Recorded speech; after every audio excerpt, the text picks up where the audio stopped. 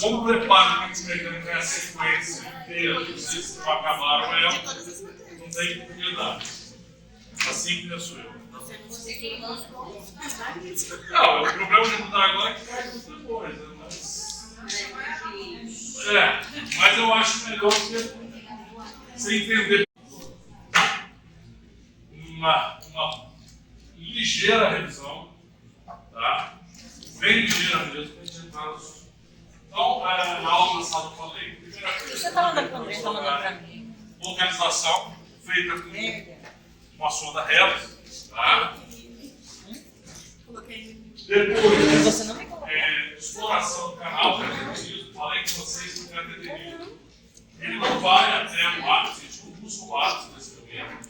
Busca conhecer o canal, a gente trabalha dentro de uma área de segurança, que é 2 milímetros a menos do que? Ou do que? O comprimento do dente na radiografia, tivemos 2, ou você pode usar, e aí eu dei aquela formulazinha da PCT visto, ou você pode usar a tabela média, também pode tirar 2 milímetros, para fazer o cateterismo. Que instrumento que faz o cateterismo? Aí depende do dente. É o dente de canal muito atreziado, assim, muito atreziado, veja. O canal que tem acesso, tá? O canal que dá acesso. Porque você pode entrar com a 0,6 a 8 ou 10 tranquilamente. Isso não é um canal calcificado, é um canal que nos dá trabalho de entrar. É um canal que a gente tem que entrar com instrumento menos calibroso. Tá? Então são canais amplos para estes instrumentos. Claro, você vai tentar botar um instrumento 40, aqui dentro ele não vai entrar. Mas dentro do incisivo, por exemplo, o instrumento 40 entra fácil. Porque é um canal amplo. Tá? Então nós estamos falando nesse momento da categoria de canal amplo, ou seja, que não tem obstrução que ele permite o acesso. Okay? Então o acesso pode ser por diversos instrumentos, dependendo do canal. Esse dente mesmo tem um canal amplo, que é o distal, e 2 bem menos amplos, que são os pés vestibular e vertical. O distal, com certeza, vai ter pode ser feito por exemplo 20. Os mesiais vão ser esses jogos de instrumento. Agora, importante, 21 ou 25 milímetros. Tá? Não sei se não pergunta. Tem, pode ter 32, 33 milímetros. Fora isso, é instrumento 21 e 25 cateterismo, é feito de instrumento menor. Aliás, instrumento de 31 milímetros é para usar nesses dentes anteriores mais longos. Não é? Igual você pega ver aluno na clínica e quer fazer um premolar inferior com 19 20 milímetros, isso não existe. Aí você cadê o de 25? A pessoa não trouxe. Então tem que ficar ligado. Vamos lá. Então, cateterismo de canais amplos, usa instrumento longo de aço com velocidade tipo K, com diâmetro menor do que os canais jugulares. Pode ser usado também flex, dependendo da cor do canal. Tá? Ou K com flex. Aqui é K porque não existe flex. 0,6 a 9 10. Mas se for usar o 15, pode ser um flex também. Tá?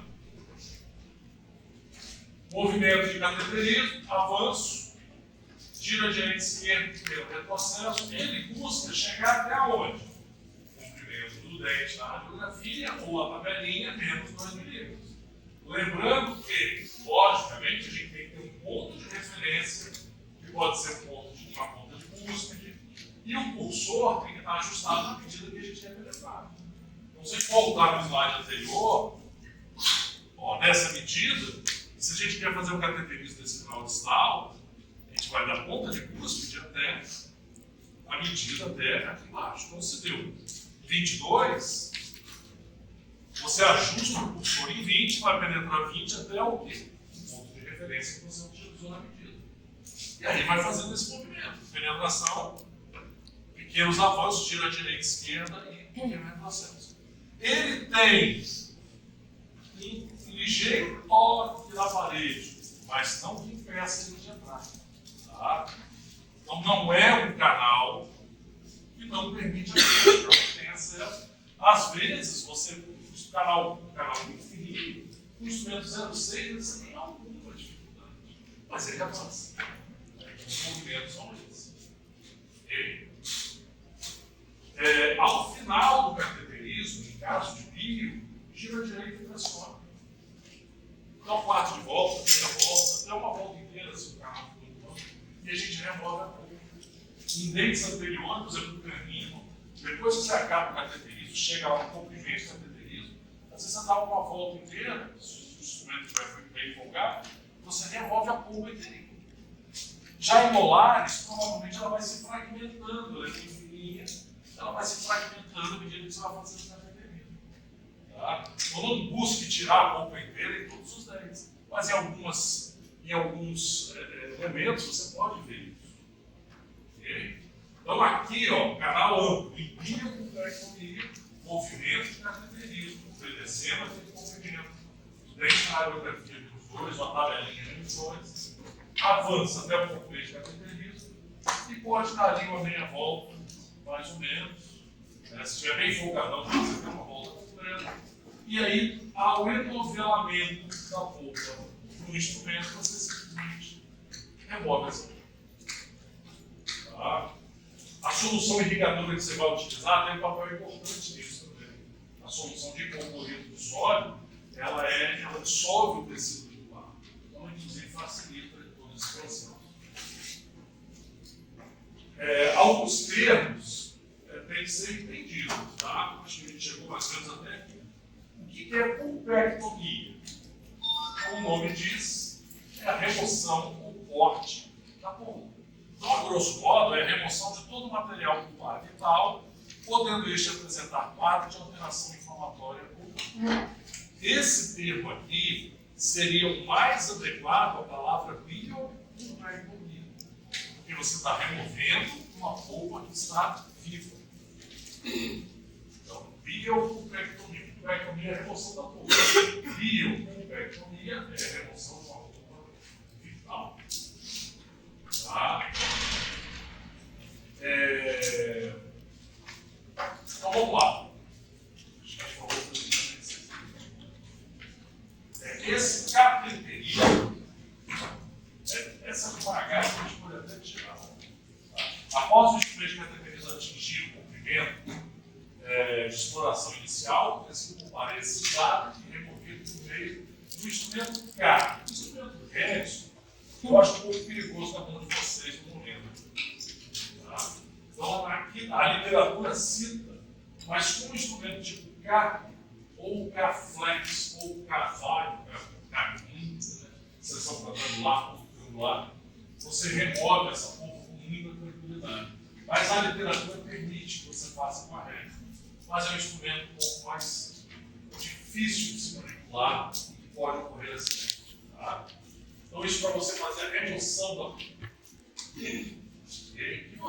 Eu acho o seguinte, que o mesmo instrumento que você faz o cateterismo, muitas vezes dá para você remover a polpa. Se você tiver uma dificuldade, você pode usar um outro instrumento, talvez mais rigoroso, sem problema nenhum. Bom, eu falei para vocês do cateterismo em casos de polpa viva. Quando a polpa é necrosada, a gente tem que ter alguns cuidados a mais. Porque se você avança de instrumento da mesma forma que avança de uma vez só, vocês viram que foi uma sequência. Tá? Eu penetra o instrumento e vou avançando no interior do canal, um movimento de penetração, gira direita, esquerda e tração. Cada vez que eu faço esse movimento, eu vou entrando mais. Mas com um movimento contínuo, de uma vez só. Se eu fizer isso num dente com uma necrose, ou necrose com lesão, eu corro um risco de empurrar as bactérias que estão dentro do canal para a região apical. Isso pode trazer um desconforto muito grande até a formação de um abscesso, que não é muito legal, principalmente véspera de feriado, carnaval, ou mesmo final de semana. Ela vai bater campanha na sua porta. Entendeu?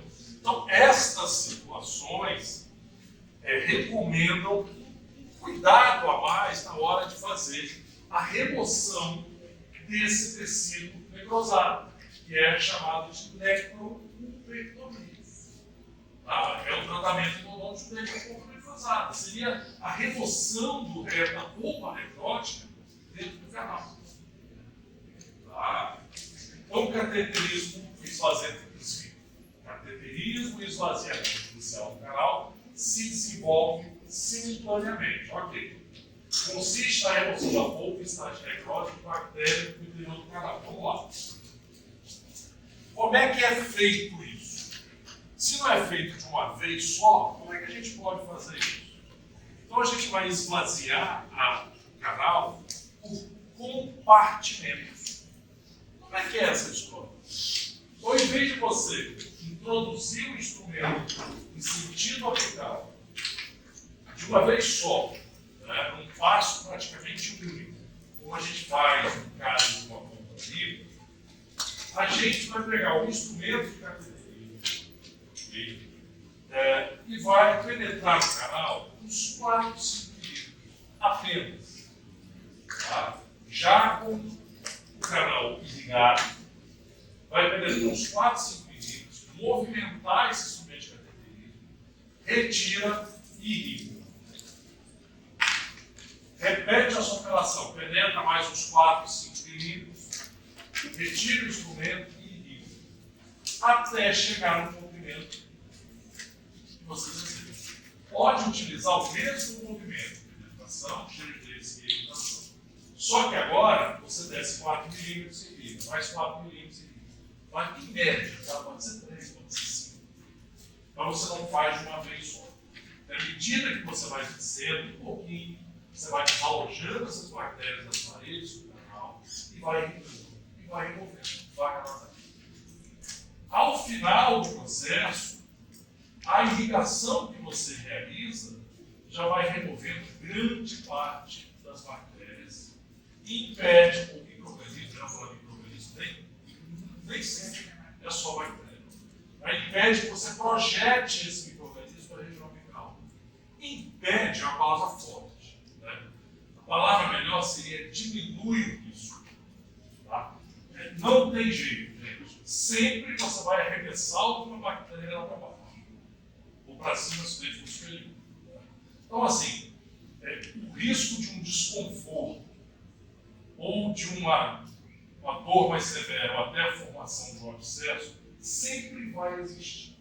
Então, a gente tem que minimizar esse risco. Tá? Às vezes, até, o que eu costumo fazer no consultório? Em vez de trabalhar com um único instrumento de cateterismo, eu até faço diferente. Eu penetro com um instrumento mais amplo aqui. Vou botar aí, se o canal for bem amplo, dentro desse aqui, um pré-inferior, na entrada com o instrumento 40. Irrigo bastante. Depois o instrumento 20, 25, desço mais os 4 milímetros, irrigo bastante. Depois o instrumento 15, irrigo bastante. Depois eu pego o instrumento que eu acho que vai até o ápice, pode ser 10, e aí sim eu trabalho mais no sentido apical. Porque um instrumento de calibre maior toca melhor nas paredes. E aí eu vou fazendo esse processo de escadinha em direção ao ápice, tentando limpar o máximo possível o canal em segmentos distintos. Não sei se vocês entenderam o que eu quis dizer. Quem não entendeu, o aí, repete. Deu pra... Não é só isso, né? Gente, cuidado. Faz no sentido de escadinha em direção ao ápice. Como se fosse um preparo de escada, a gente chama de escalonado. Limpe um segmento e irriga. Limpe outro segmento e irriga. Então isso vai demorar uns 3 ou 4 passos até você atingir o comprimento de cateterismo. Ainda estamos no cateterismo. Ok? Então tem essa diferença básica. Então vamos lá. Em mecrovectomia, o que é? A remoção da polpa necrosada do interior do canal é realizada por segmentos ou compartimentos do canal reticular. Imprimindo o seu instrumento, que temos avanços e retrocessos em sentido apical, conjuntamente com discreto movimento de rotação direita e esquerda. Então, um movimento de cateterismo. Só que nesse meio aqui, o que está faltando? A irrigação. A irrigação é muito importante, porque esses micro-organismos são removidos por meio mecânico do instrumento e por meio do turbilhonamento da solução irrigadora.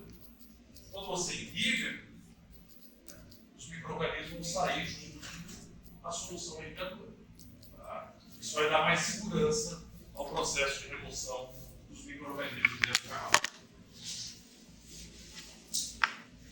Bom, a coisa muda de figura quando a gente trabalha com canais artesianos.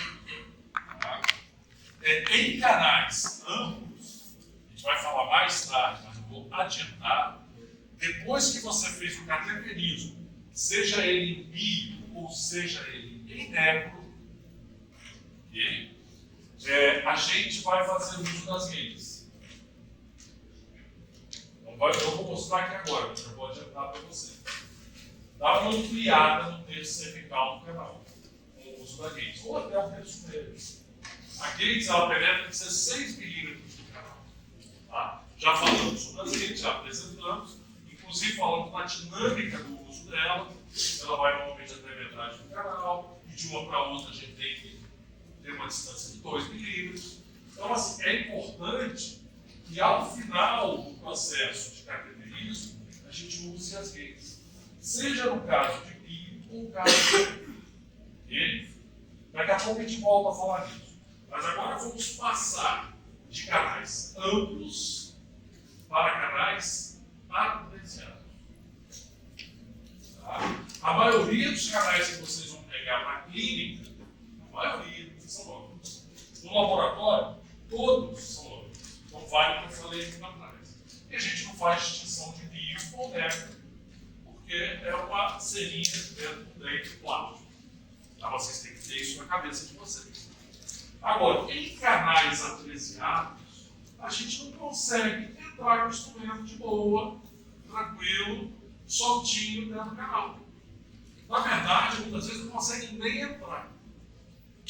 Okay? E por isso a gente tem que usar, para forçar a porta de entrada, muitas vezes instrumentos feitos especificamente para esse fim, que tem uma resistência maior ao que a gente chama de flambagem. Eu conversei com vocês que tem flambagem já. Tá? Uma coluna do prédio tem que ter resistência à flambagem. Ela tem que aguentar o peso do prédio no sentido do longo eixo da coluna.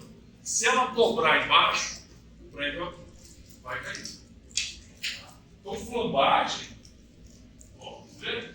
Ó, é a deflexão lateral, a deflexão aqui, de um instrumento endodôntico quando submetido a uma força compressiva no longo eixo, que é o movimento que você faz na tentativa de entrar no canal estreito. O instrumento ele tem que ter resistência a esse deslocamento. Para isso, nós temos que mudar alguma coisa nesse instrumento. E aí eram os instrumentos que eu falei com vocês, que eu ia apresentar depois, e tinha algumas diferenças dos instrumentos convencionais. Vou falar um pouco deles agora. Mas por que a necessidade desses instrumentos? Por exemplo, você vai explorar um canal MV2, o segundo canal da raiz vésicula, cara, a maioria das vezes você coloca o instrumento 0,6, ele desce 2, 3 milímetros, não desce mais. Tá? Os 2, 3 milímetros você não desce mais. É uma das grandes dificuldades do canal do molar superior é a localização e o tratamento desses canais de mercúrio. Você vê que aqui, ó, o instrumento entrou, forçou e já flutuou. E aí ele não entra mais. Aí ele desloca lateralmente e vocês então vão muitas vezes até perder o instrumento. Os instrumentos utilizados são uns especiais chamados C+, que chama assim, C++, C++, ou C-Pilot. O C-Pilot vocês têm pedir para vocês estudar. Tá? O C+, eu não pedi, daqui a pouco eu explico por quê. De número 0,8, 10, de 21 milímetros é o ideal. Quanto menor o instrumento, menos o efeito de flambagem. Entendeu? Então, imagina você com uma varinha, encosta a varinha na parede. Se a varinha for grande, desse tamanho aqui, se você empurrar, ela tende a flambar. Mas se ela for pequenininha, o efeito é muito mais complexo para flambar. Você precisa de muito mais força. Então, os instrumentos têm que ser de menor comprimento. Tá? Apesar de eu ter pedido de 25 para vocês, o ideal seria de 21. Mas para não limitar o uso dele, eu pedi 25. Então, assim, o movimento que se faz para avanço em canais artesianos é um pouco diferente. Porque o primeiro movimento que deve ter dentro da canal você ia direita, esquerda e ia. Direita, esquerda, tração, direita, esquerda e avançando. Aqui é amigo. Não adianta que ele vai avançar assim. Se você não meter o pé na porta, ela não abre. Então ele tem que girar o instrumento, ele vai travar a dentina e a gente vai arrancar a dentina tracionando. Tá? Então é um movimento de um saca-rolha, praticamente. Ó, pressão, ele só vai avançar de um jeito, na hora que você girar e travar a dentina. Aí você arranca a dentina. Volta de novo, coloca o instrumento, gira, ele trava a dentina e você arranca a dentina. E vai avançando. E cada avanço desse, o ideal é que você irrigue o canal para tirar as raspas da dentina. Senão ele não vai. Tá? Então, o artesiado é outra história. Está dando para entender isso aí? Em bio ou interno, aí não tem distinção. O movimento é o mesmo, não tem como fazer diferente. Você vai acabar fazendo um compartimento, igual a necrose, e como ele é artesiado, você tem que girar para ele travar e você remover a dentina cesariana, arrancando os pés. Tá? É o mesmo movimento da necrose, você vai devagarinho e ganha. Oi?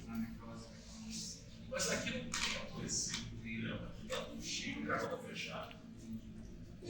Tá? O canal está fechado. Muitas vezes esse fechamento dessa obstrução, quando é um canal obstruído, calcificado, não é mais do que esse canal. Quando você desce 3 ou 4 milímetros, você cai em canal mais limpo. Aí você pode até trocar o instrumento. Mas vamos lá. Então, se você usa um instrumento comum, é isso que acontece. Você danifica. Você vai jogar dinheiro fora. Aqui, quando você tem instrumento tipo C++, C-Pilot, você aumentando a resistência flambágica, você vai colocar mais força e ele vai deformar menos. Então, com isso, você vai usar menos instrumento. Então, você vai economizar dinheiro e vai fazer o trabalho. Se você usar esse instrumento, pode ser que você não consiga fazer o trabalho. É importante você ter o instrumental correto na mão. E como eu falei, esses instrumentos que eu vou falar agora, eles têm maior resistência quando você aplica força no seu longo eixo. Se você aplica mais força no longo eixo, você vai poder entrar mais facilmente no canal artesiano. Vamos lá.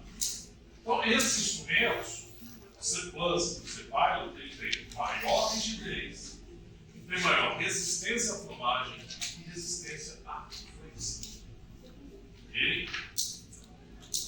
Você pode imprimir mais força no sentido apical que ele vai resistir tanto à flambagem quanto à flexão. Qual é a diferença de flambagem e flexão? Flambagem é quando você coloca a força no longo eixo. Flexão é uma força lateral. Quando você imprimir uma força lateral, ele também resiste mais. Tá? Primeiro é o que vocês têm, o C-Pilot. O C-Pilot, o segredo dele, segundo o fabricante, é têmpera. É tratamento térmico. É a têmpera que eles dão. Ou seja, aquece a liga, depois resfria de uma vez. Há uma temperatura que só o fabricante conhece, que não é desse que precisava a gente. Essas coisas são segredos industriais. Tá? Mas a conicidade dele é igual.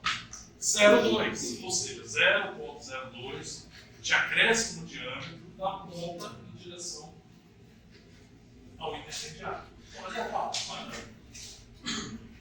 Esses instrumentos são feitos somente até o número 15. Porque eles são dedicados para canais artesianos.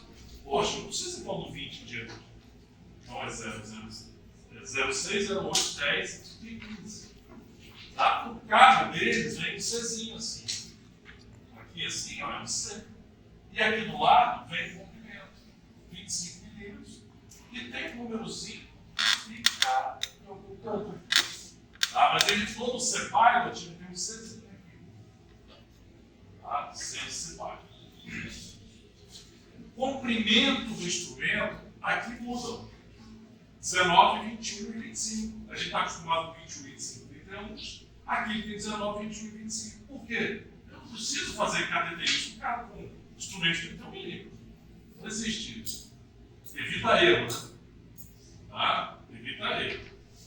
Conicidade normal, beleza. Então, a diferença desse instrumento é ter um instrumento com 19 milímetros e o segredo dele ser uma resistência de colagem é o seu tratamento dele. Tá? Esse outro instrumento, o C+, ele tem uma diferença. Qual é o segredo desse instrumento para ser mais resistente à flexão e flambagem? Ele tem conicidade de 0,04 milímetros. Então, conicidade, chama de conicidade 0,4. Então, em vez de acrescer 0,02 milímetros a cada milímetro, ele, ó, de 10 ele pula 1 milímetro para 14, depois 18, depois 22, depois 26. Então aumenta 4, 0,04 milímetros. É o dobro da conicidade dos instrumentos convencionais. Professor, é em toda a parte ativa? Não, somente nos 4 primeiros milímetros. Tá? Depois daqui, ele volta a ser conicidade 0,2. Mas esse aumento de conicidade nos 4 primeiros milímetros já dá uma resistência à flambagem muito maior do que o instrumento C+. Poxa, professor, mas você falou que mandou a gente comprar o C+, o C-Pilot, né? E você está falando que o C+ tem uma resistência à flambagem maior. Por que você não mandou logo a gente comprar esse instrumento? Porque esse instrumento não serve para preparar canal.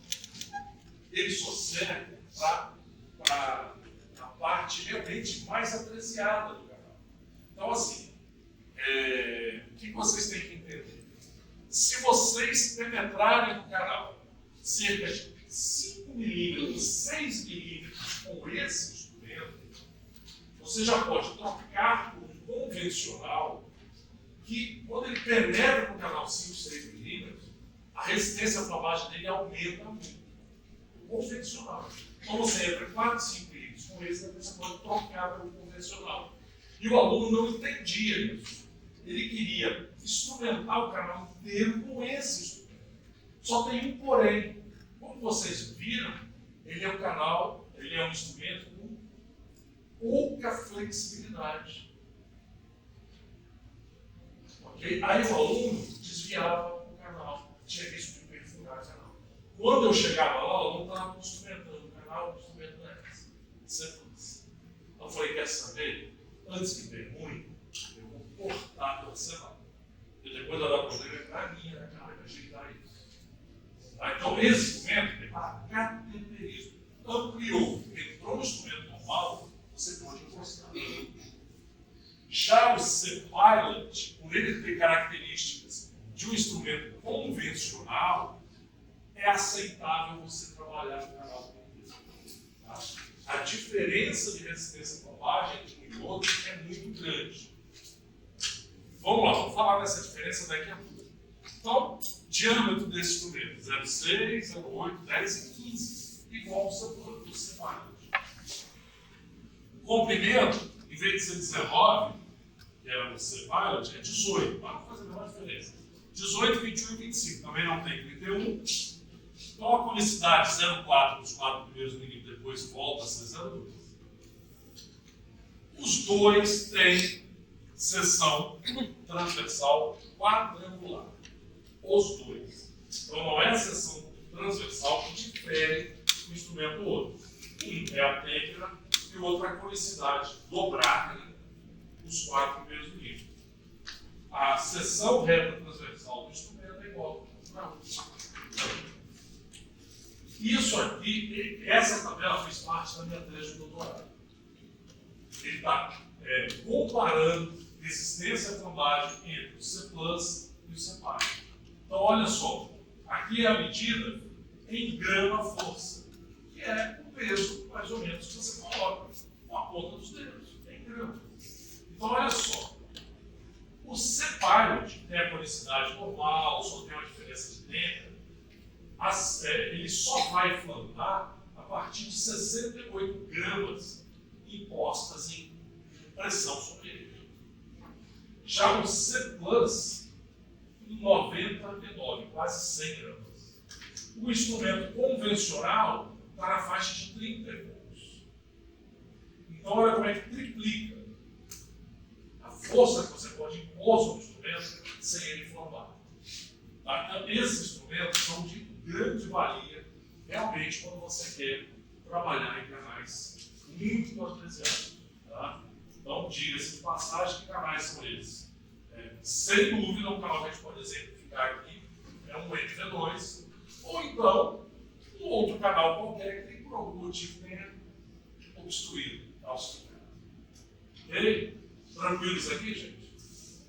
Estou apresentando dois instrumentos, mostrando que eles aguentam de pressão sem deformação. Até aqui vai, daqui para cima ele deforma.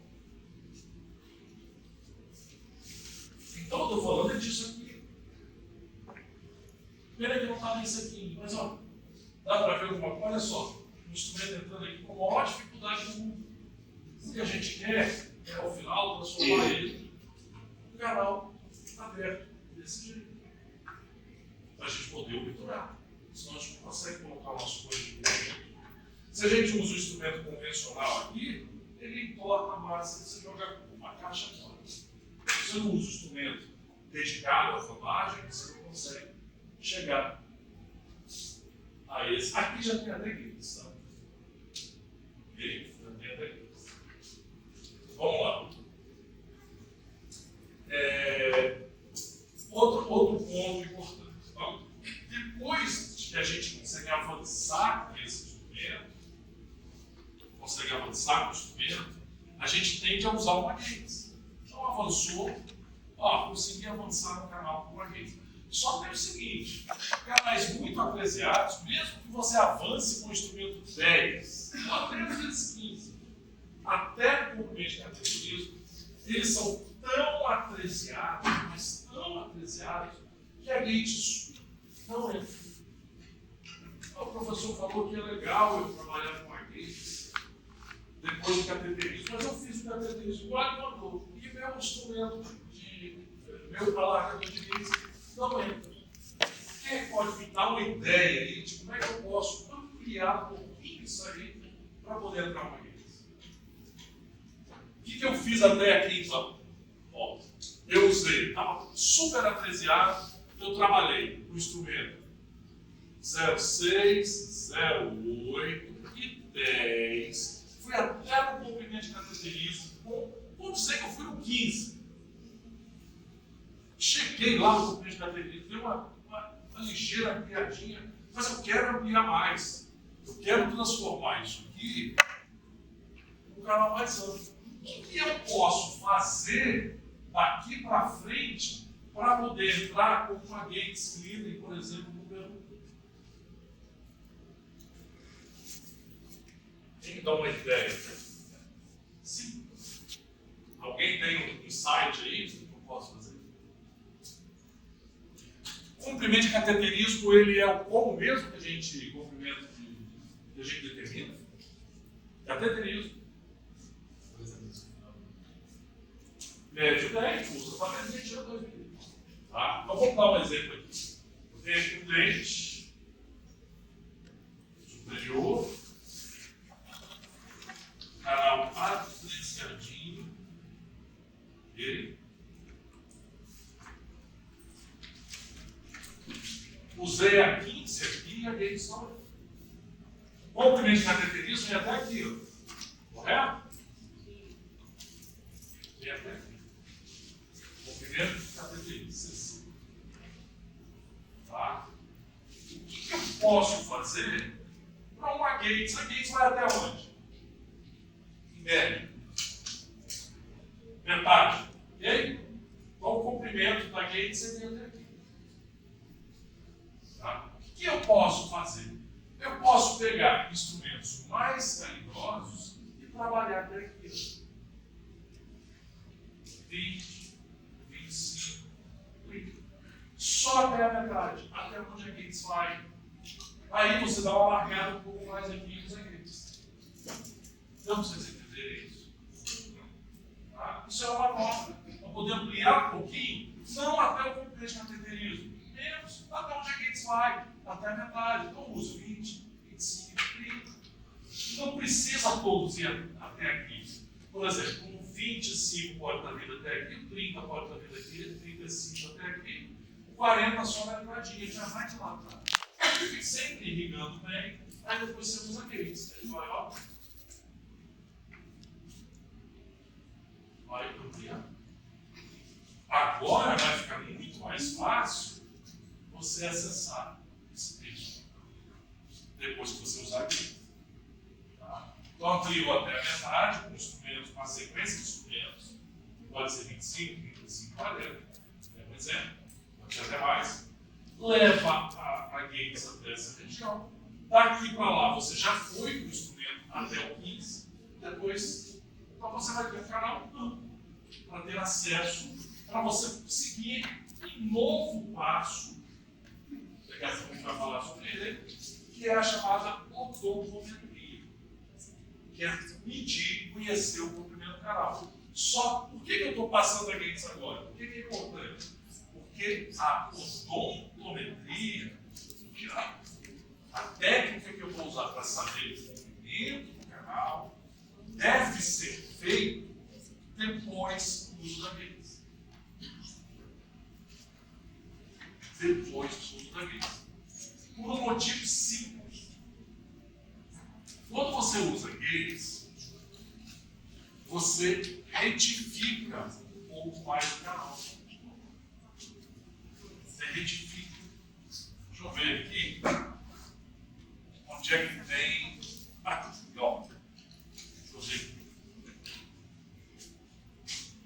Tá. Quando você usa Gates, você tira. Lembra na aula de anatomia que tinha um ombrozinho aqui, que a Gates tira? Uma projeção de dentina. A Gates tira. Tirou, né? Tira do canal.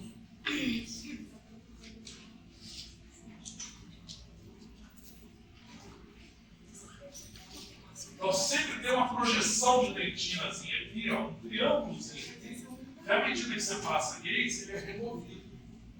Tá? Se você não usa Gates, seu instrumento ele entra flexionado. Quando você usa Gates, tira-se essa projeção, o instrumento entra mais reto. E é isso que a gente quer. Agora, vamos pensar. Eu quero chegar lá naquela última cadeira que ela está sentada. Tem uma linha reta. Eu vou contar os passos. 1, 2, vai dar uns 20 passos nessas.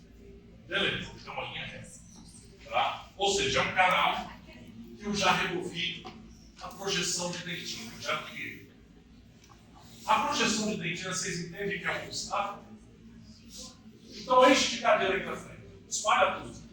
Aí eu tenho que chegar lá, né? Aí eu tenho que fazer o quê? Concordar essa cadeira. Com a minha quantidade de passos aumentar, eu tenho que diminuir. O custo vai aumentar. Então, se era 20 passos, eu vou gastar 25. Ok? Então, minha distância aumenta. Quando eu uso a Gates, minha distância diminui. Eu tiro a interferência. Eu tiro o que está atrapalhando o caminho. Ok? Então é o seguinte, a minha odontometria, ela muda. Tá? Se você deixar para usar Gates, para pré-alargar, depois que você faz a medida do canal, durante o preparo do canal, você vai ter a sua medida do canal alterada. Tá? Então você tem que fazer tudo para retificar o canal, pelo menos até o terço médio, para na hora que você for medir o canal, aquela medida seja constante até o final do seu tratamento do canal. Se você deixar para remover interferência, para retificar o terço cervical e médio, depois que você mediu o comprimento do canal, às vezes você está trabalhando, assim, por exemplo, praticamente no ápice do peso. No final do tratamento você já está passando. Porque você alterou a distância. Vamos lá, para costuma ficar claro na cabeça de vocês. O que eu quero dizer com isso? Vocês têm que fazer o uso da gaze antes do próximo passo, que é a odontometria. E a partir do momento que você fica sabendo de quantos milímetros tem esse canal, é que você vai começar a tratar. Tá? Antes de você saber o comprimento real desse canal, não tem como você fazer o tratamento de canal. Então vamos seguir. Ó, ele está ensinando a fazer aquele avanço até o instrumento 30, mais ou menos a metade do canal. Como a gente falou lá. Usar as gates. Quais são as regras de ouro da gates?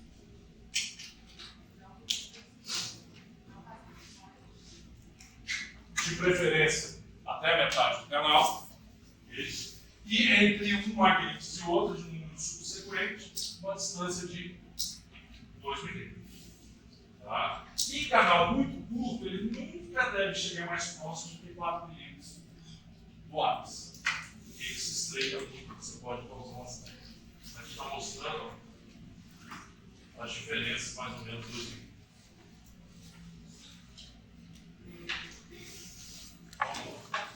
Então, feito o cateterismo e o uso da gates, a gente entra no que a gente chama de odontometria. A partir de agora, para você fazer qualquer coisa, você tem que saber o comprimento do seu canal. Tudo que você podia fazer com uma medida aparente ou próxima, você já fez. Você já fez o cateterismo e você já fez um pré-alargamento da entrada do canal com o instrumento manual e com gates. O próximo passo é medir para você começar realmente a tratar esse canal, que é o que a gente chama de odontometria. Então vamos lá, o conceito é um método pelo qual se determina o limite apical de trabalho do odonto. Vamos lá. Na verdade, o que eu quero saber na odontometria é quantos milímetros tem o meu canal.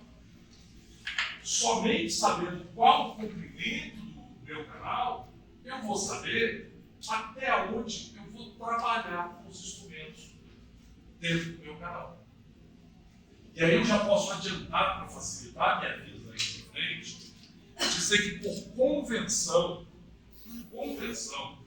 é principalmente em laboratório, a gente pode até usar isso para a nossa vida clínica, o preparo do nosso canal vai ser cerca de 1 milímetro a menos do que o tamanho total do nosso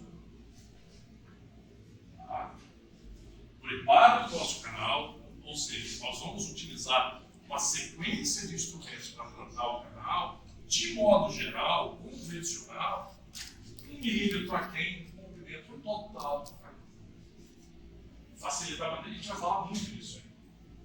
Tá? Só para você já passar essa informação mínima para vocês.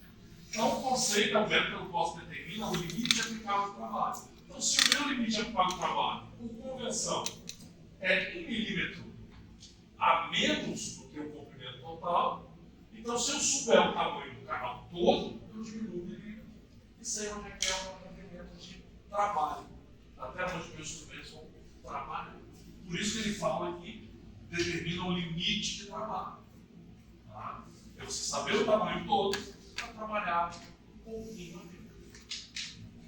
Okay? Mas se alguém na prova colocar é um método pelo qual se determina o comprimento do canal radicular, também precisa ser. Na verdade, odontometria, a raiz da palavra, metria é medida. Odonto-dente. Tá? Seria. Claro que a gente não está medindo o tamanho do dente, gente. O tamanho do dente pode ser menor do que o tamanho do canal. O primeiro dente pode ser menor do que o primeiro canal. Por exemplo, um canal bem curto, se você medir o tamanho do canal e o tamanho do dente, o tamanho do canal é maior do que o tamanho do dente. Tá? Tem que ficar ligado nisso aí. Ó, um exemplo aqui. Para medir isso aqui, o tamanho do dente. Tem aqui. Se desenrolar isso aqui, o tamanho do canal fica aqui. conseguem entender isso aqui. Oi? É o tamanho. A altura. Tamanho é a altura. Né? Se você botar isso aqui em linha reta, você vai ver que é maior do que o comprimento do canal, maior do que o comprimento.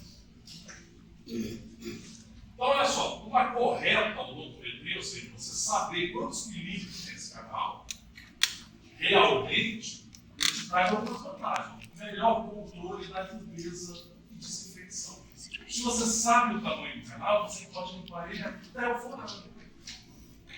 Sem passar e evitar os tecidos verticais, ou sem trabalhar muito antes, que é a mesma coisa que deixar o organismo dentro. Então, para você limpar bem, você tem que saber quantos milímetros ele tem. Previne possíveis injúrias aos tecidos periradiculares. Se você passa o instrumento pelo programa e instrumenta essa região, advertidamente, você está causando uma injúria. Você está causando uma inflamação. Determina o limite aplicável de trabalho e obturação. Então, é o que eu falei, é aquele milímetro para aquele.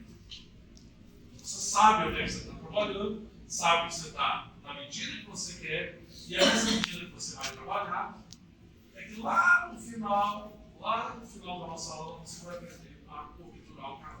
Se você não conhecer o comprimento do canal, você não faz nada disso. E grande parte como é que eu vou dizer? Da tristeza de quem faz canal é não dominar ao longo dele. O que errou aí, erra todos os passos aí para frente. E nós só chegamos no começo que nós estamos fazendo. Antes de seguir falando sobre a odontometria, a gente tem que conhecer o nosso ápice dental. Até hoje vocês ficaram na primeira de tudo. Mas o dente por dentro, vocês estão vendo o que é agora. Quando vocês olham o ápice dental, vocês têm a raiz, que é de qual estrutura dentária? A raiz. Qual tecido? Que tecido é esse aqui? Dentina. Em volta. Cemento. Forame apical passa pela dentina e desemboca no cemento. Então nós temos o canal dentinário e lá na pontinha nós temos o canal cementário. Dá para entender isso? Porque o forame ele abre de cemento. O cemento ele é muito friável, muito quebradiço, ele é muito fino. Tá? Então se vocês olharem,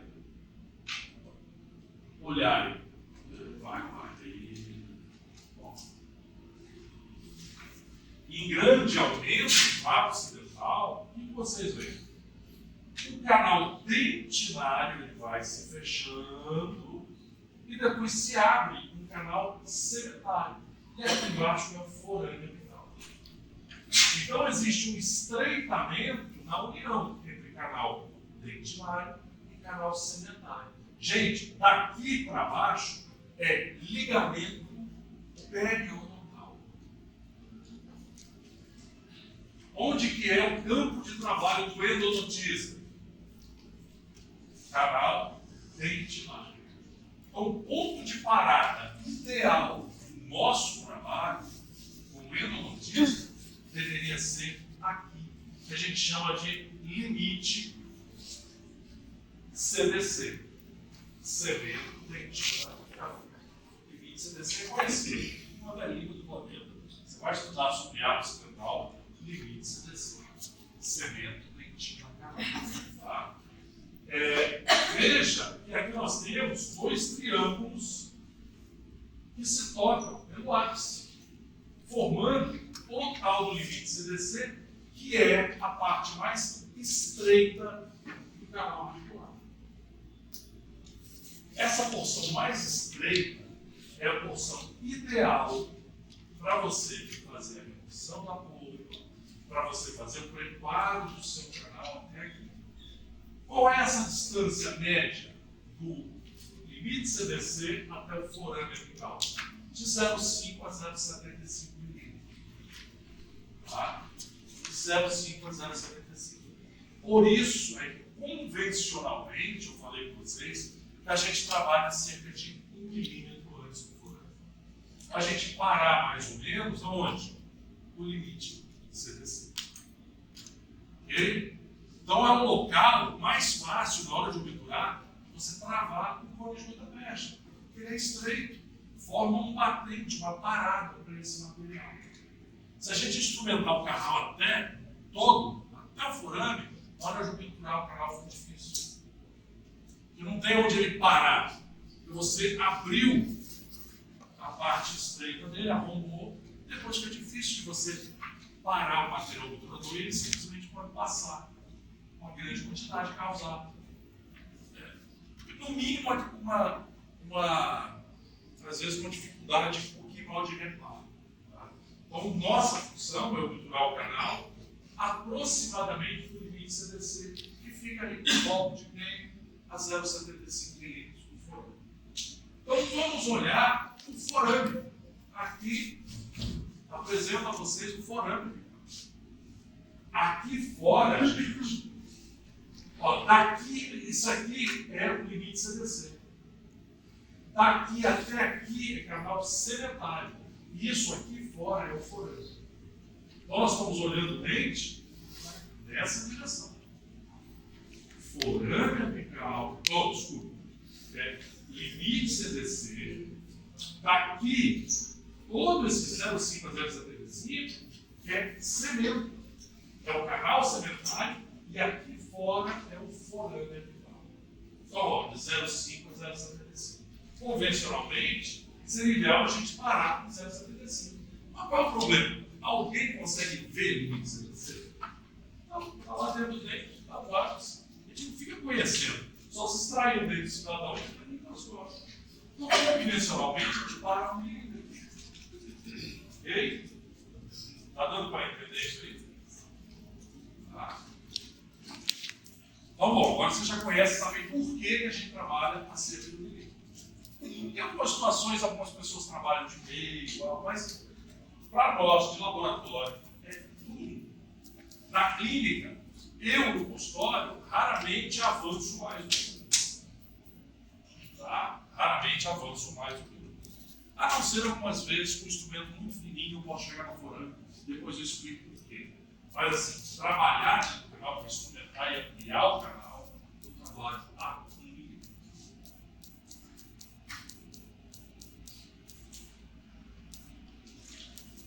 Mas nem tudo são flores.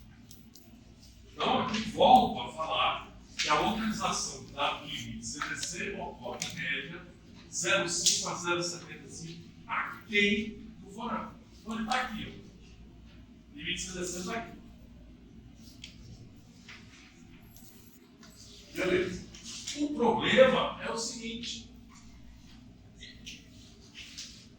a maioria das vezes, principalmente vocês que vão estudar e às vezes vão trabalhar em locais que não têm a facilidade de contato com o localizador apical, o aparelho que mede o instrumento canal, de idade vão dedicar, e vocês vão fazer isso por meio de radiografia, você tem que contar com alguns outros infortúnios. Tá?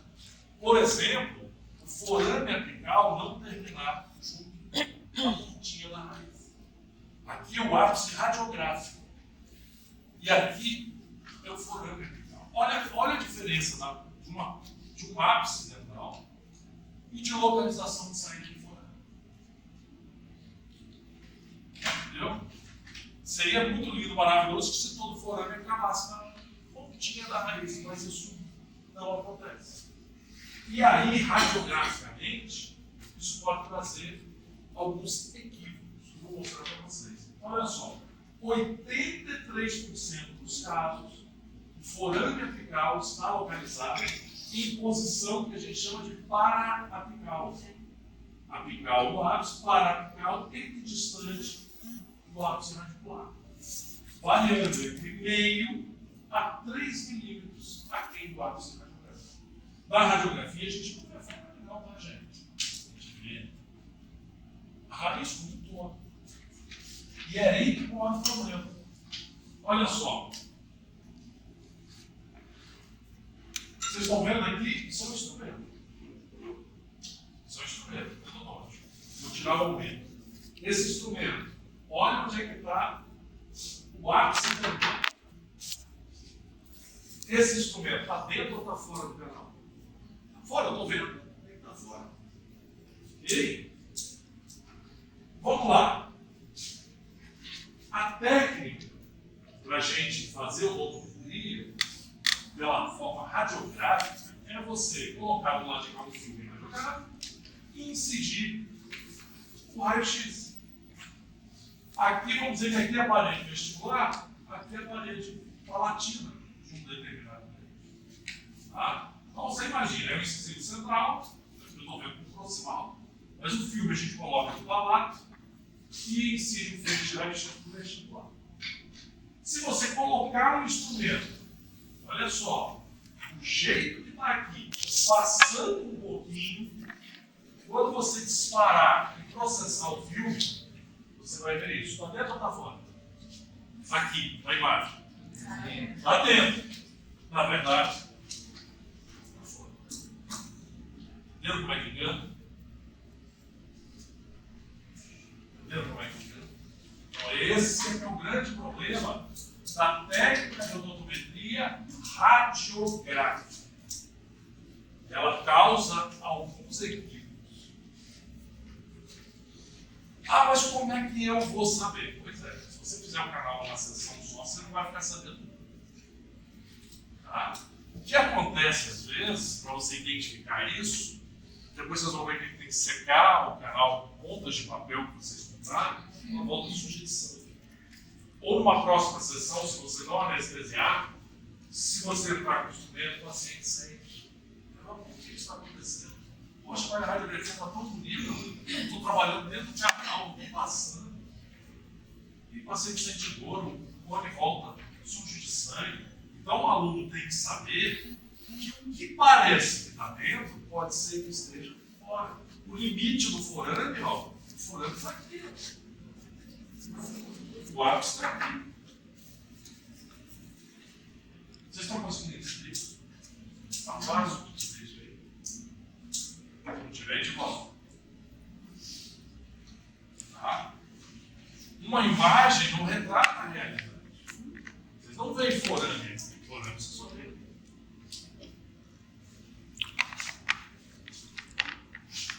Butler, 1955, pegou uma caixa de dente que ele já tinha extraído, não sei quanto tempo da vida dele, e começou a olhar. Esse termina no ápice, esse termina para vestibular, esse forame está malingual, esse está mais alto, mais alto. O que ele viu? Só de 12,6% o forame coincide com o verde cervical, com a pontinha da veia. 12%. Então, só 12% você vai ver o instrumento na pontinha aqui no raio-x e você vai olhar e o forame está na pontinha. O resto disso não vai acontecer. Olha como é que é uma técnica limitada, essa técnica radiográfica. 8,8 o forame está saindo mais para vestibular, 4,6 mais para lingual, 12,1 ele sai para mesial e 61,7% para distal. Por que ele sai mais para distal? Por quê? A fisiologia ensina ele. Porque a plexo vascular nervoso vem de distal para mesial. Então o forame acompanha ali o plexo vascular nervoso. Tá? De sorte, esse efeito aqui, esse efeito visual, acontece quando o forame ou está para vestibular ou para palatino. Se o forame tivesse saído para mesial, você veria o instrumento dobrando. Se tivesse para distal, você veria o instrumento dobrando para o outro lado. Então, por sorte, se você somar o que sai para vestibular e para lingual, dá 8, 12, 13,4%. E esse efeito ali, que a gente facilmente se engana, ainda é uma proporção baixa. A mas que tem que ser levado em conta. A gente pode errar no tratamento, errar no cumprimento do trabalho, por conta do posicionamento forense. Se isso não estiver fazendo total sentido para vocês, quando vocês forem ver como é que se faz a instrumentação, vocês vão entender a importância disso. Tá? Mas eu quero que vocês entendam agora que o que se vê radiograficamente, às vezes não é o real. O que vocês acham que a radiografia está dentro do canal, ele pode estar fora do canal. Métodos para a odontometria, eu estava falando agora de questões do método radiográfico. Existe um método chamado sinestésico e um método eletrônico. O método sinestésico, isoladamente, não se usa desde que inventaram o raio-x. Mas ele pode ter alguma serventia para a gente. E o método eletrônico é o que mais toma corpo dentro da endodontia. Só que você tem que botar um dinheirinho aí para comprar um localizador apical. Deixa eu abrir aqui a chamada. Entendeu? Você tem que gastar um dinheirinho. Hoje em dia tem uns AliExpress malucos aí que vende barato. Agora, um tipo de cadeira para vocês, não vale nada. Tá? Então, não adianta muito vocês. Eu vou fazer. Hoje eu tenho 4P. Então, eu vou começar com a 2. E posso fazer a 1 lá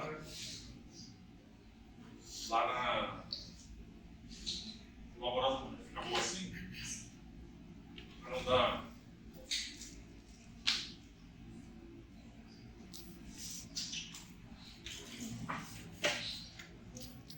Então, para P2. Tá liberado. Que hora que é essa? 7.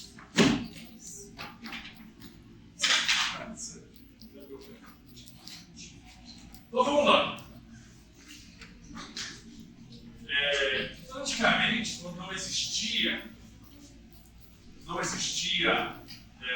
raio-x, aparelho de raio-x, lá em 1930, se fazia a medida do canal pelo chamado método que é sinestesia. É você, sensibilidade digital. Tá? Não é o digital moderno de hoje em dia, não, aparelho digital. A ponta dos dedos. Alguém olha aí na internet o que significa sinestesia. Olha aí, sinestesia.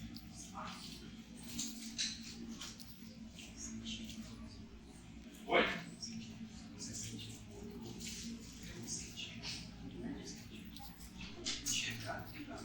Tá, exatamente. Então você enxergava com a sensação tátil digital. Ou seja, a grosso modo, ele sentia o limite CDC só olhando o instrumento. Tá? Só que isso aí, volta e meia, dava ruim, né? Dava ruim, porque você não está vendo. Então você pode errar para mais ou para menos. Já fiz isso muito, porque a experiência nos ensina a sentir realmente. Mas volta e meia, a gente errava. Por exemplo, eu abro o dente, faço convectomia e falo, eu acho que o limite CDC é a radiografia. É assim mesmo. Ih, passou. Ih, tá quem? Entendeu? Então não dá para confiar. No entanto, gente, isso aqui, antes dos localizadores apicais, era muito importante.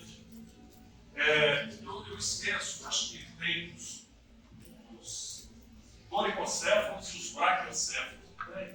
Um tem rosto mais esticado e outro tem rosto um pouquinho mais largo e menos alongado. Eu não lembro quem é quem. Tá? Mas os indivíduos que têm o crânio um pouquinho menos comprido e mais largo costuma ter o pálado raso. E aí o filme deita na boca. Os indivíduos com crânio mais alongado, o filme ele consegue ficar um pouco mais em pé. Tá? Nós temos raças assim dentro do Brasil, os descendentes de europeus, que são os mais alongados, e no Nordeste nós temos pessoas com crânio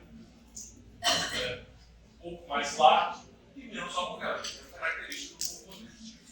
Então, o que acontece?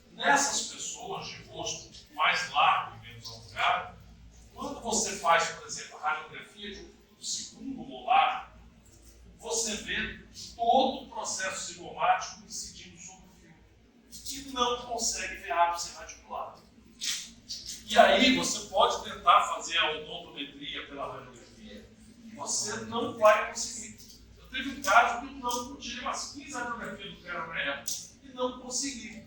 O que eu fiz? Não é eu. O que se fazia naquela época? Se removia a polpa dental, tá? até passar pelo forame, limpar todo o canal, me liga bem. Fechava o dente e mandava para embora. Aí ele voltava, você não anestesiava e entrava com o instrumento. Usava a técnica chamada Aiga do Zoom. O que é isso? Você levava o instrumento, quando passava ele gritava ai. É sério?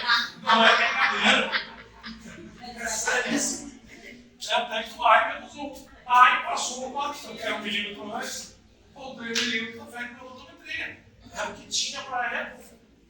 Era o que dava para fazer, era o Aiga do Zoom. Então isso era o método sinestésico. Você fazia odontometria com a sensação tátil e muitas vezes o grito do paciente dava Vocês riem, mas isso é sério. Esse paciente eu fiz o tratamento de canal baseado na técnica do Aiga do Zoom. Paciência. Tá? Mas aí veio a década de 50, veio o aparecimento dos aparelhos de raio-x que mudaram a endodontia. Imagine fazer canal naquela época, já é difícil hoje. Imagine ser uma medida referencial do canal. Tá? E aí entrou então o método radiográfico. Então quem for trabalhar na prefeitura de Curitiba dentro, Jabaquara de fora, não vai ter localizador, vocês compram. E eu até indico, porque o sofrimento sem localizador é tão grande que vale a pena você investir. Tá? Mas vamos lá. Antes de você aprender a técnica radiográfica, algumas coisas que você diga. Primeiro, radiografia de diagnóstico. Sempre posicionador. Tá? Por que posicionador? Se você vai fazer o cateterismo baseado no comprimento do dente, você tem que ter uma radiografia que seja o mais fiel possível à realidade. E o método com o posicionador é o que mais traz essa referência do tamanho real. Então, sempre uso de posicionador. A técnica fala isso. Lembra que eu falei para vocês que a diferença de comprimento puro é aqui. Então, você tem que levar isso em conta. Ó, se você não usar uma gates, não pré-alargar o canal, o seu instrumento entra nessa inclinação. Se você pré-alarga, você retira a projeção dentinária e também as interferências, pelo menos ao longo do terço cervical e médio com a gates. Seu instrumento vai entrar mais reto e o seu comprimento vai ficar um pouquinho menor do que o tamanho original do canal. A odontometria tem que ser feita depois que você ampliou a entrada do canal. Porque você vai instrumentar o canal todinho a 1 milímetro aquém até o final do seu tratamento. Se você não tirou as interferências, mediu o canal, mas não tirou, à medida que você vai avançando no tratamento, e essas interferências vão acabar subindo ao longo do tratamento, quando você terminar o tratamento do canal, você não está mais um aqui, você está lá fora. Entendeu? Então, por isso que é importante. A odontometria tem um caráter dinâmico, ou seja, ela pode, o comprimento do canal pode mudar ao longo do tratamento. Como é que você faz para diminuir esse efeito? Amplia o máximo que você puder antes da odontometria. E aí a distorção, o dinamismo, a diminuição do comprimento, ela vai ser minimizada ao máximo. Entende isso? Silêncio que traz o ar. Tá? Os instrumentos utilizados na realização da odontometria, que é a odontometria realizada com a radiografia do instrumento dentro do canal, o instrumento tem que estar justo ao canal, preso, principalmente aqui na clínica. Você coloca o instrumento dentro do canal, bota por cursor na medida que você quer, aí leva o cara andando. Aí eu já vi caso de o cara botar um instrumento incisivo, folgar, quando chega na sala, aí chega, cadê o instrumento? Caiu pelo chão. Por que ele caiu pelo chão? Ele não está justo. E mesmo que não caia, se ele sair da posição, você já vai ter problema. Tem que estar justo. A gente vai ver que tem que estar justo. Ele tem que estar travadinho dentro do canal. Então, o instrumento tem que estar ajustado. Tá? Só assim, ele não está saindo facilmente, ele não está se mexendo facilmente. Não precisa falar, né? Boa radiografia inicial, uma boa abertura coronária. Isso é o que a gente precisa para iniciar a odontometria. Instrumentos com cursor e uma regrinha endodôntica. Detalhe, a gente pede para comprar a régua da Módulos, vocês chegam com uma xing-ling. O que acontece? Geralmente vocês têm duas. Uma deles vai toda furadinha, custa 150 dólares. E em vez de comprar essa aqui, vocês compram a xing-ling, porque o cara vai dentro dela e fala, essa aqui você custa 10 conto. Beleza, você compra. Se você medir o comprimento da xing-ling, ela não tem medida correta. Ok? E aí, se você trocar de régua durante o tratamento, vai dar problema. Tá? Então, a dica, se você começou com uma régua, vá com ela até o fim. Não troca. Porque senão você vai ter comprimento errado. Essa régua coloridinha, rosinha, azulzinha, prateadinha, baratinha que vocês têm aí, algumas não servem, mas grande parte dela, as medidas são erradas. É o problema da AliExpress, o baratinho da Dental, da Shopee. Esses perrengues. É comprar instrumento falso, que até engana o professor, vai ter larga a metade dentro do canal. Não adianta vir para mim, não. Não, se vira com azeite, manda lá para especialização.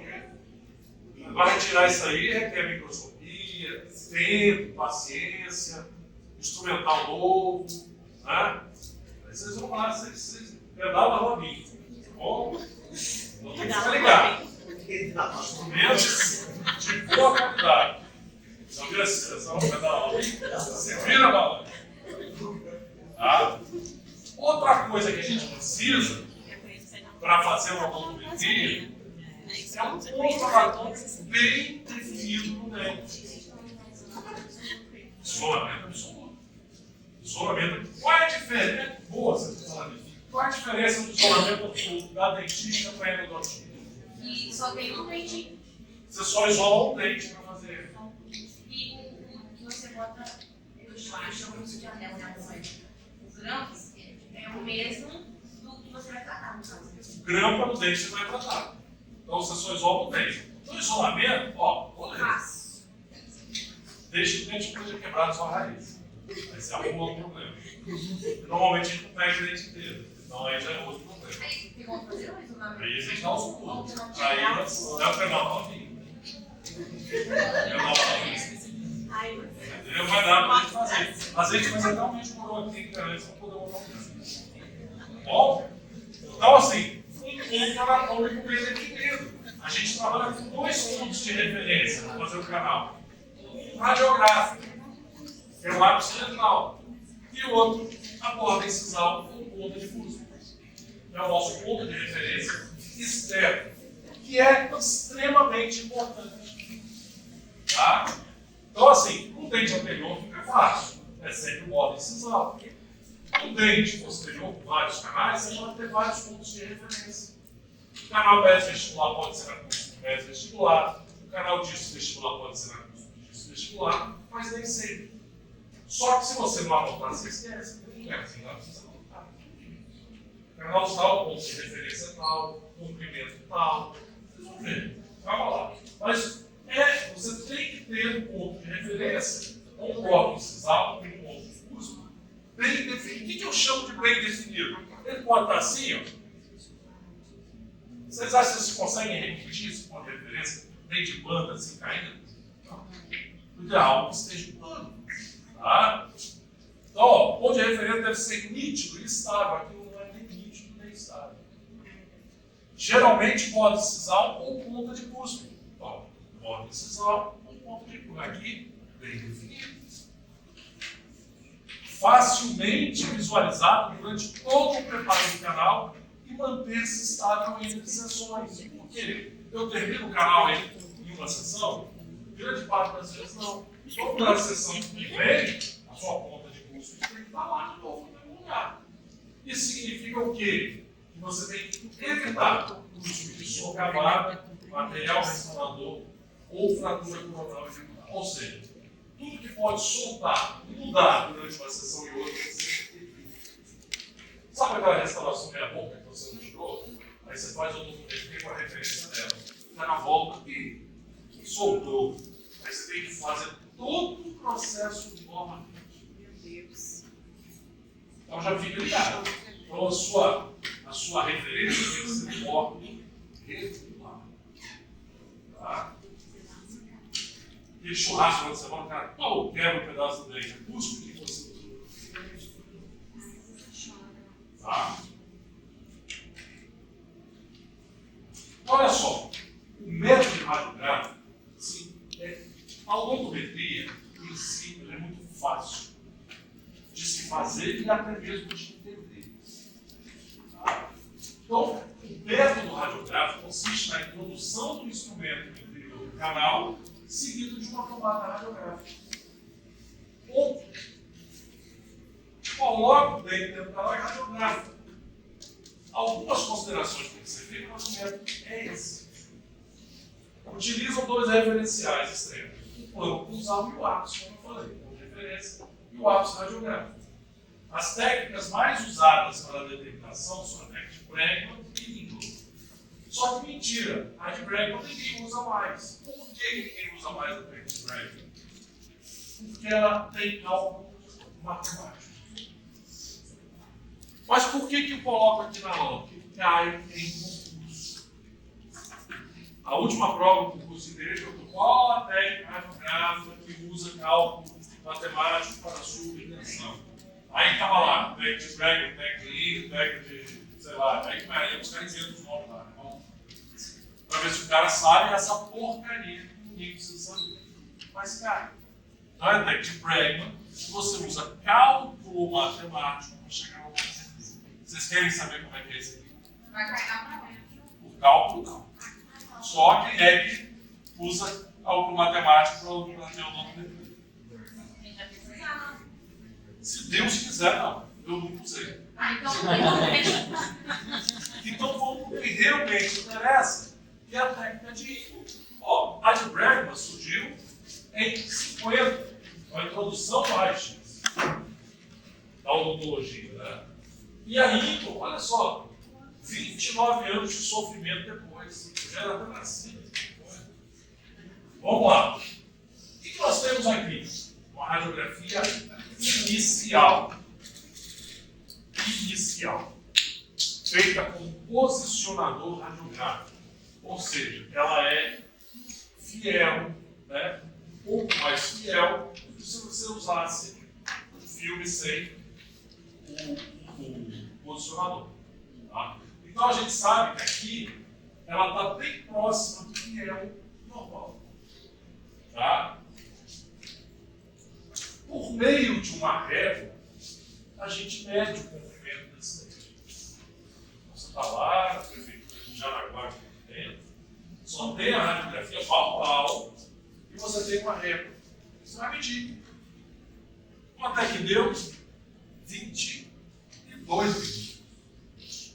Então, 22.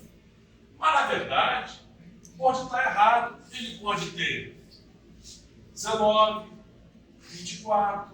Tem uma margem de erro dentro do uso do posicionador. Então, a gente não pode, porque o dente tem 22 milímetros na radiografia, achar que o comprimento do canal é 22. Senão estava fácil, né? Mediu aqui, bom. Odontometria. Teve aluno que já falou, eu botei na prova que falou odontometria, mede o dente na radiografia, tá? E se tiver distorcido? Errado. Ok? Isso é só o primeiro passo. Medir o dente na radiografia. O que a gente faz depois? A gente não coloca 22. Tá? Antigamente, tirava 3 milímetros. Hoje em dia, a gente preconiza tirar só 2. Aqui ele está tirando 3, está mostrando 19. Então, vamos tirar 2 na nossa prova, na nossa descrição da odontometria. A gente vai tirar só 2 milímetros. Então, se esse dente tinha 22 milímetros, nós vamos pegar a reguinha e calibrar o nosso cursor em 20. E ali nós vamos pegar e colocar o instrumento dentro do canal, o cursor dando 20 milímetros aqui na borda incisal. Ok? E aí o que a gente faz? Uma nova tomada radiográfica.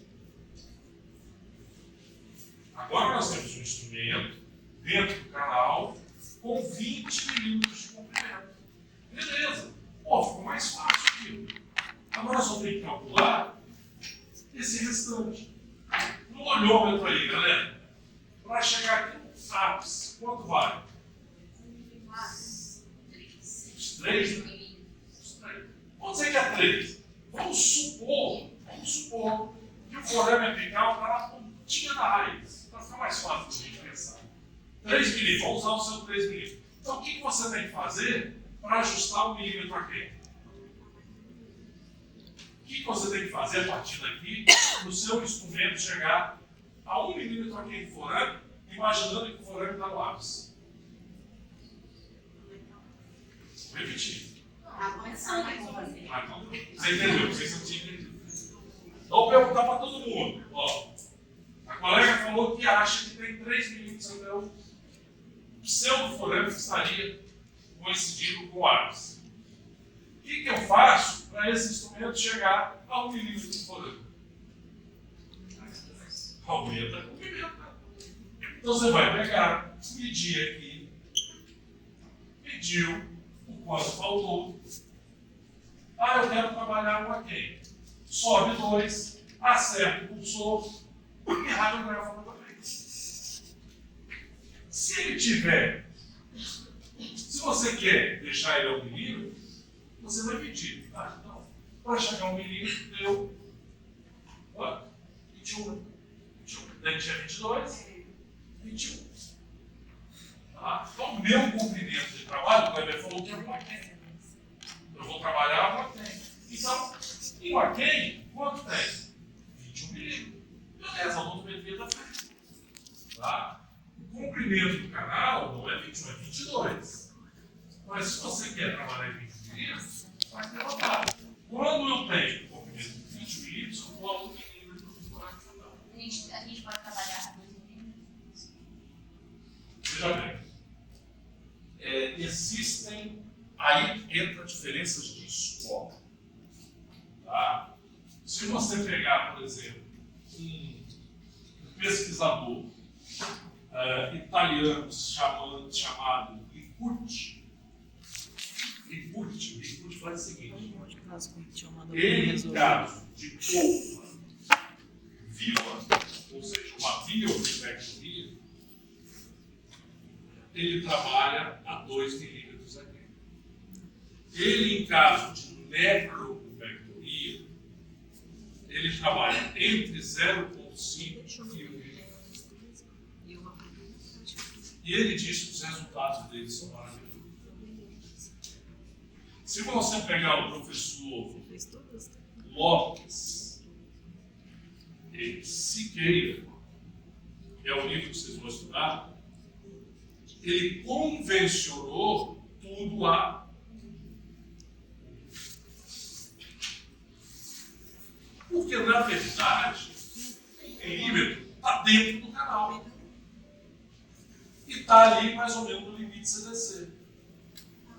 Tá? Então ele convencionou. Então, assim, até para facilitar a nossa vida, a gente balizou 1 milímetro.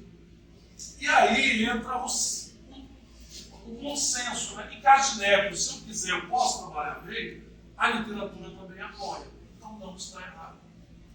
Famoso, entendeu? Existe essa variação na literatura. Nós adotamos o livro porque, em termos a nível de academia, é bom sempre a gente simplificar. Tanto é que vocês vão ver uma técnica de preparo de canal que eu digo que ela é mil e uma utilidade. Mas existem, eu vou botar aqui de instrumentação manual, eu acredito que existem mais de 15 técnicas diferentes. Entendeu? Se eu for ensinar mais de duas aqui, vocês vão bater a cabeça na parede. Com certeza. Então eu vou passar aquela que serve para praticamente tudo. Ou para todos os dentes da região anterior, ela praticamente serve para 95% da demanda. Oi? Perfeito. Ah, tem que ser, essa academia tem que ser, você não bate a cabeça. Tá bom? Tranquilo? Então vamos lá, vamos voltar aqui, isso é importante, vamos lá. Vamos voltar. Radiografia inicial, deve saber qual o comprimento do canal. Ou pelo menos, o comprimento de trabalho para quem, né? Se eu vou usar esse comprimento. Pegou a radiografia inicial, mediu na régua, que está dando 22. Então eu tiro 2 milímetros, por quê? Porque pode ter distorção, não quero traumatizar o ligamento periodontal. Trabalho, coloco 2 milímetros aqui. Meço aqui na reguinha, se ela deu 20, eu ponho 22, eu ponho 20. Coloco dentro do canal, no meu ponto de referência, faço a tomada radiográfica. Agora ficou fácil. Está dando cerca de 3. Se está dando cerca de 3, se eu quiser chegar no forame, eu posso. Eu coloco 3. Mas se eu quiser já deixar onde eu vou trabalhar, que é com aquele, eu coloco 2. E radiográfico. Nesse caso aqui, depois só 2. Ele quer olhar aonde ele vai trabalhar. Mediu, acrescentou mais 2. Agora ele sabe que da borda incisal até aqui eu tenho 22, mas o dente, o canal inteiro até o forante tem 23. Quando é que isso aqui dá errado? Quando o forame não está localizado no ápice. Tá? Principalmente para vestibular automático. É aí que o localizador apical fez toda a diferença. O localizador apical tem uma taxa de acerto de cerca de 95% a 98%. Muito grande. Tem vezes que o localizador me dá uma informação e a radiografia me dá outra. Quem que eu confio? O aparelho. Mas quando eu não tenho aparelho, nosso melhor aliado é a técnica radiográfica. Quem não entendeu a técnica? Pode seguir? Pode falar. Quem falou? Pode falar. E se o dente não tiver nenhuma estrutura, tiver nada de coroa, estiver sanando? Não sabe o que mexe o órgão da raiz. Tem que estar aparente, né? O dente que está lá dentro do osso é a extração. Ou o médico coroa, você faz o médico coroa antes e faz o tratamento depois. Tem que ter um corpo, senão só consegue isolar.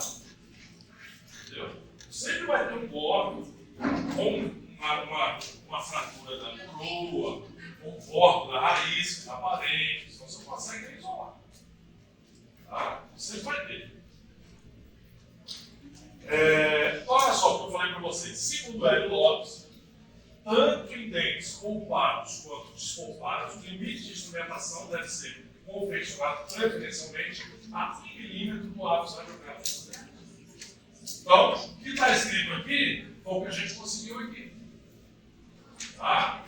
Ó, tanto em dentes com polpa viva quanto necrose, o limite de instrumentação, onde você vai repetir o uso dos seus instrumentos para fazer o preparo final, deve ser confeccionado preferencialmente a 1 milímetro do ápice radiográfico do dente. Faz sentido para você essa frase? Ele quis dizer exatamente que a sequência de instrumentos que você vai utilizar para preparar o canal, que você vai aprender ainda, vão ter um limite esse ponto aqui. Tranquilo? E quando o dente não estiver regular e você não consegue. Quem? Pode falar. Igual quando o dente não estiver regular e a raiz palatina fica muito. Na radiografia fica muito. Bolado, né? É difícil, né? Você fazer um buraco. Volta para o aí.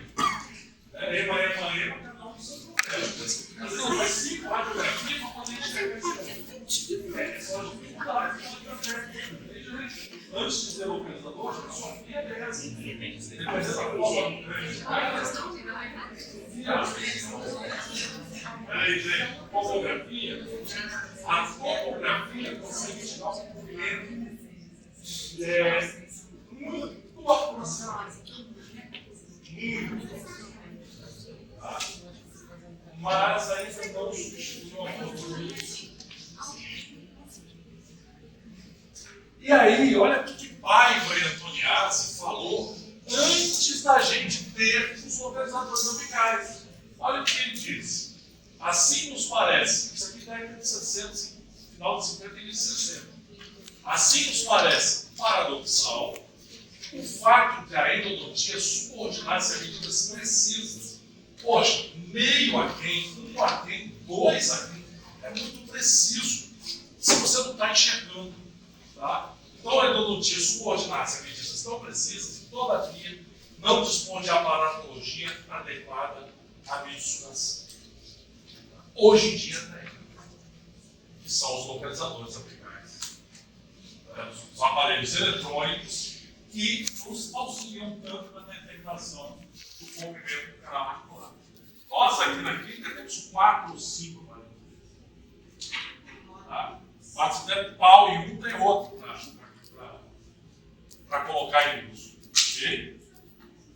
Então,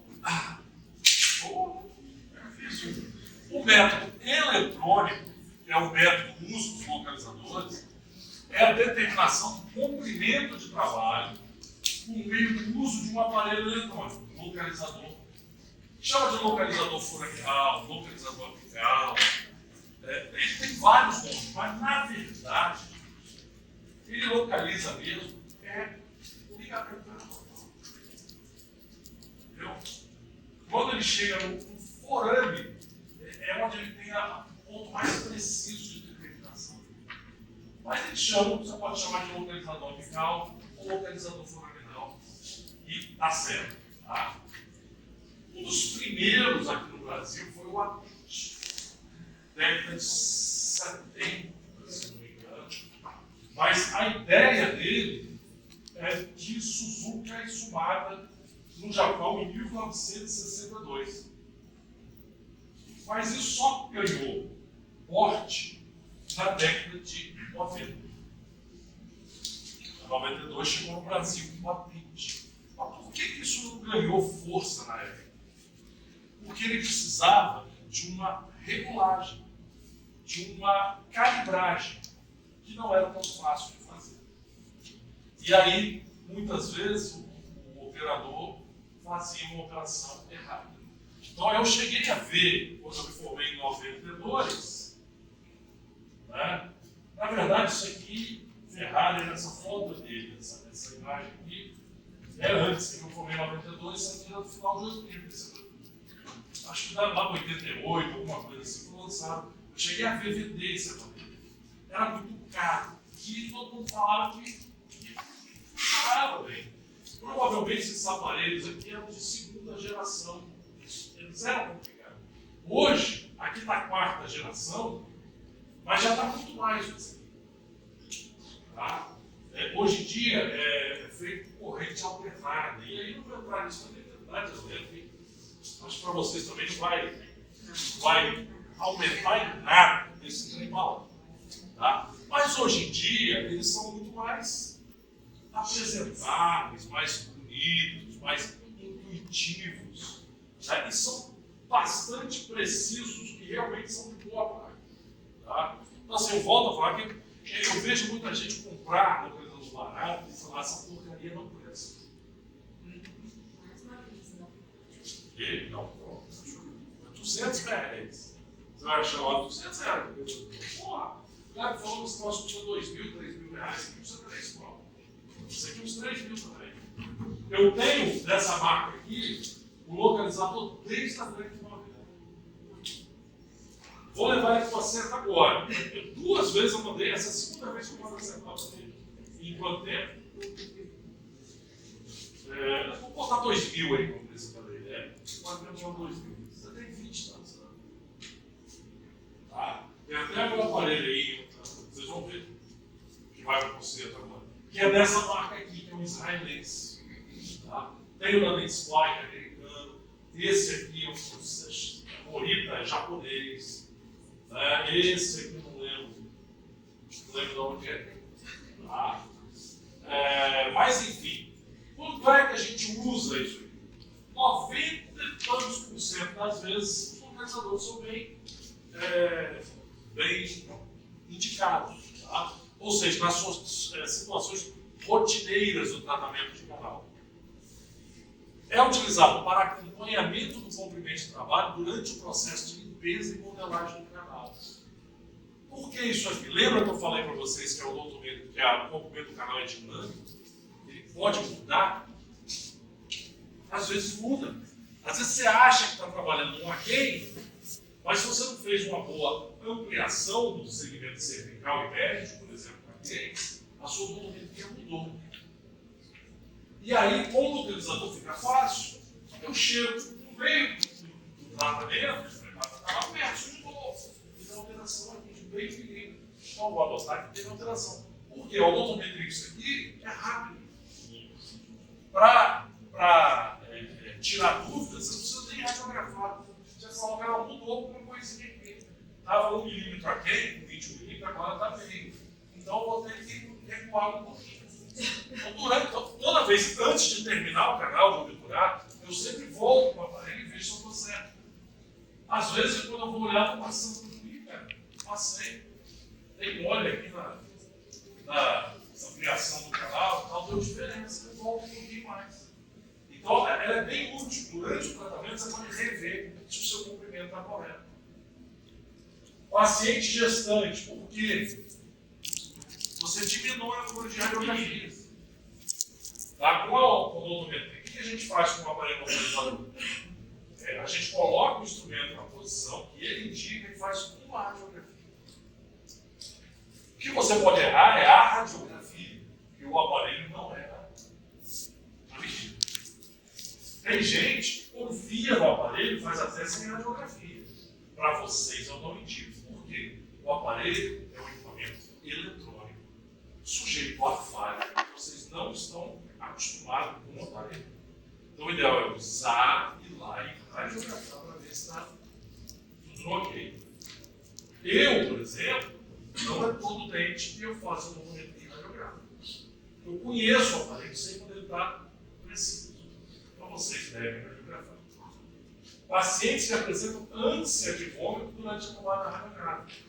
Agora se marca que você pode tomar um dele. Teve então, assim, às vezes você pode fazer até sem fazer a radiografia de mamografia. Teve uma colega minha, dentista, que foi na primeira sessão fazer o canal para o consultório. Aí eu só abri o dente dela, tirei a polpa, era uma urgência.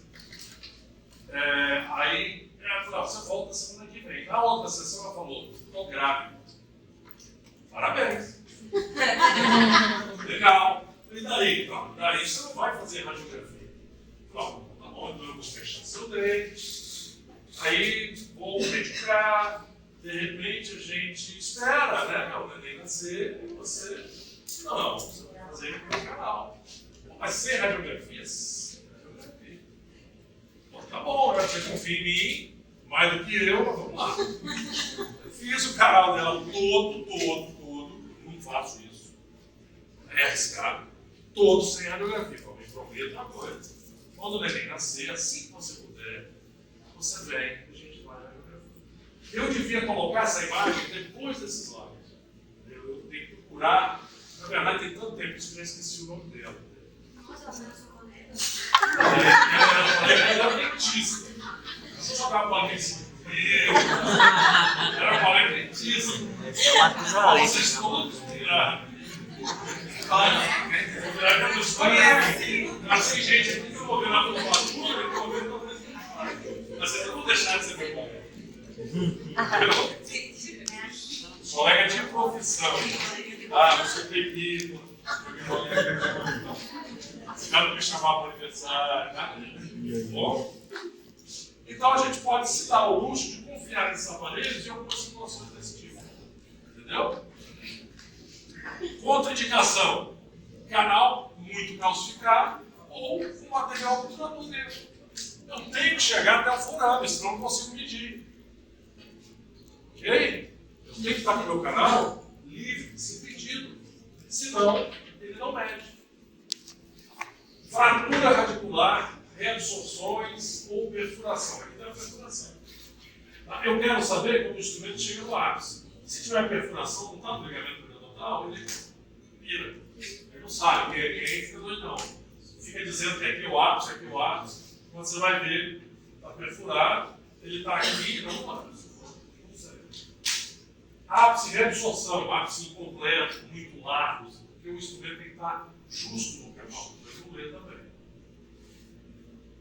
Aqui entra um dado que já caiu por terra.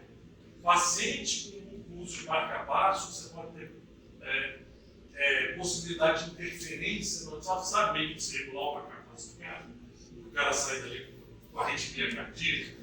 Então, isso em algumas pesquisas falou que não existe mais. Esse cara não pode passar em detector de metal, aí tem aquela parada lá, né, aquelas lojas, então o cara passa, ou aeroporto. Mas no localizador apical, eu deixei isso aqui só porque vocês podem ouvir isso. Então já caiu por terra, de um paciente com marca-passo, desregula. Senão já tinha desregulado um monte já. Pode ter certeza que. Vantagem: indica com precisão a localização do forão. 7,50, né, Adriano? Agora? Agora? Coincidência. Você não fala alto, entendeu? Só esse slide aqui. Indica com precisão a localização do ápice. Ele é bem preciso. Menor tempo para a obtenção do movimento do trabalho. Mediu com o aparelho e colocou na posição para o trabalho. Não apresenta risco à saúde do pessoal envolvido no ambiente odontológico. Mais uma vez, redução de tomada radiográfica. Tá? E fácil manipulação. Ele? Então, a aula que vem, a gente já começa mostrando como é que funciona esses aparelhos para vocês. Tá?